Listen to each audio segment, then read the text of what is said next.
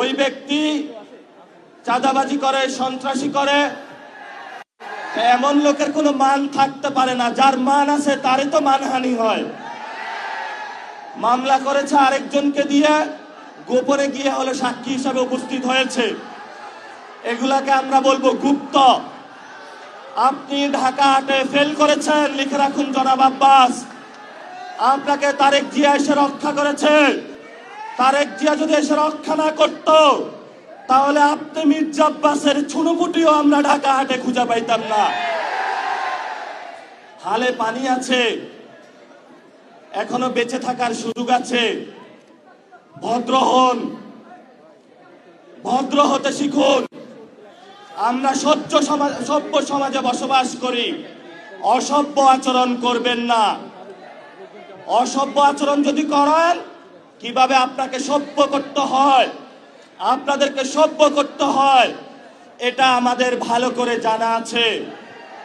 ওরা আমাদের ভয় দেখায়। আমরা এক আল্লাহ ছাড়া কারো কাছে ভয় পাই না। মামলা হামলা অনেক আগেই পার করেছি।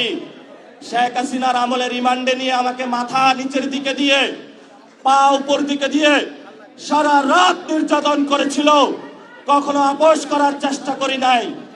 তুমি কোন চ্যাটের আব্বাস? তুমি আসছো এখানে মামলা করতে? গুনার টাইম নাই। সিনিয়র সিটিজেন আসেন, সিনিয়র সিটিজেন আসেন। আমরা সম্মান করতে চাই, কিন্তু নিজের সম্মান যদি না রাখতে পারেন, তাহলে এই যারা ইয়াং জেনারেশন আছে, জেনজিরা আছে, আপনার পুরা সম্মানের চাদর খুলে বুড়িগঙ্গায় নিক্ষেপ করবে। আমরা ধৈর্য ধারণ করতেছি।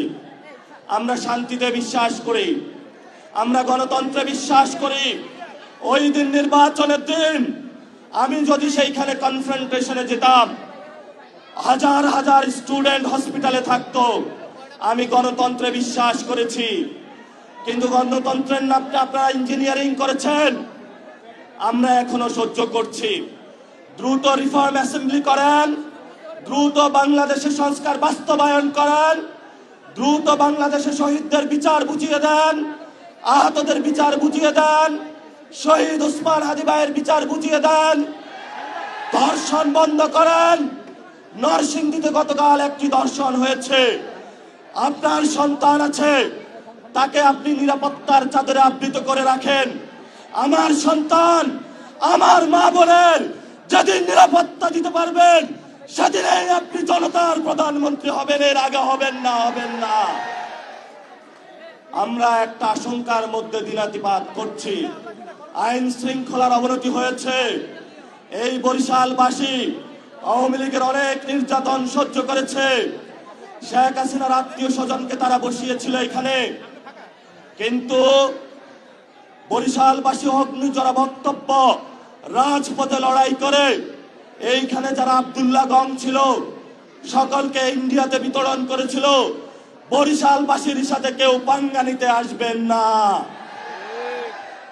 বরিশালবাসী পানিতে সাঁতার কাটে, সংগ্রামী জীবন। তারা জীবন যুদ্ধ অলরেডি জয়ী হতে আছে। তাদেরকে নতুন যুদ্ধ আপনারা শেখাতে আসবেন না। লড়াই চালাবেন, আপোষ করবেন না। মাছে ভাতে বাঙালি, জমিতে যায় আমরা ধান চাষ করব, পুকুর থেকে মাছ উঠাবো।